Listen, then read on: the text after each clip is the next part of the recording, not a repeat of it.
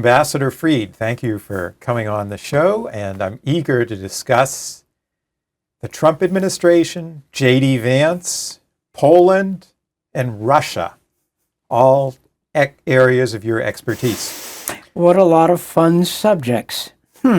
Now, Mr. Trump has just made a volte-face on Ukraine, or so it appears. Only a week ago or so, the administration was cutting off arms to Ukraine or suspending delivery. Now, Trump has met with NATO Secretary General Mark Rutte and is waxing enthusiastic about NATO's fighting spirit, its ability to help Ukraine, and he says he's going to sell weapons to Ukraine via Europe. What accounts for this change? We ought to thank Vladimir Putin, without whose arrogance none of this might have been possible. Putin has a way of overplaying his hand. Stalin said of Hitler that the trouble with Hitler is he never knows when to stop. Stalin knew when to stop when confronted with opposing force. Hitler didn't. Putin, in Stalin's formula, is more Hitler. And I say that based not just a kind of an aesthetic sense, but on Putin's actual behavior. Think of the war in Ukraine. In 2013, Putin has everything he says he wants right now. He had his guy on the throne, no NATO membership, no NATO neutrality. Actual neutrality was Ukraine's official policy, and NATO track for Ukraine was dead. And Putin picks a fight over an association agreement with the EU. What? He made a series of colossal missteps, and he ends up losing the nation of Ukraine for at least a century and probably for all time. So when I talk about Putin's arrogance, think about it with respect to Trump. Trump comes into office pretty much wanting to do a kind of great power to great power deal with Putin. He's talking in those terms. There are people in his administration who think in those terms.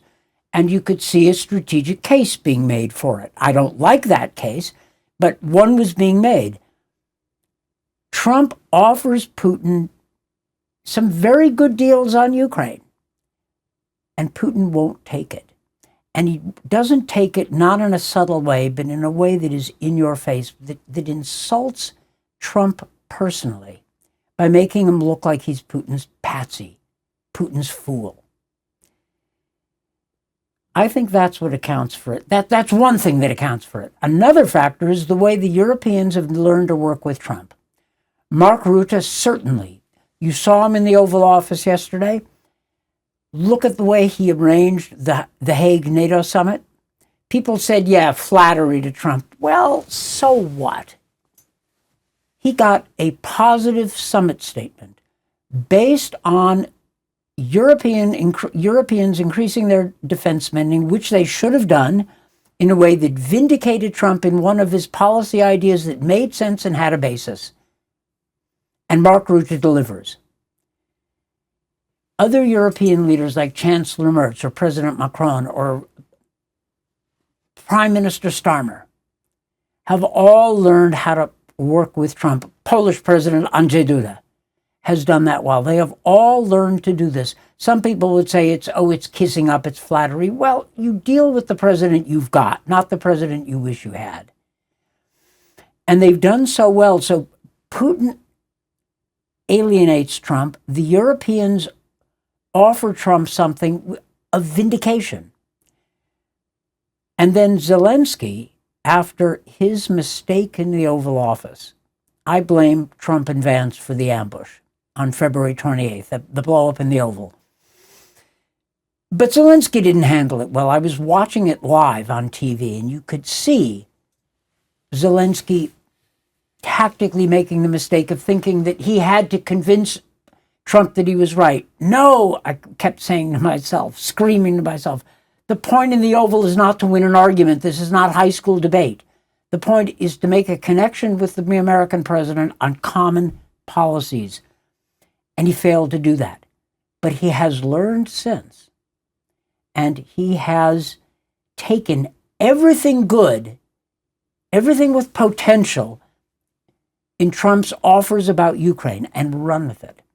Whereas Putin has slapped back every Trump gesture. So that's a long answer to your question. It didn't happen because of theory. It happened because of players playing their hand well or poorly.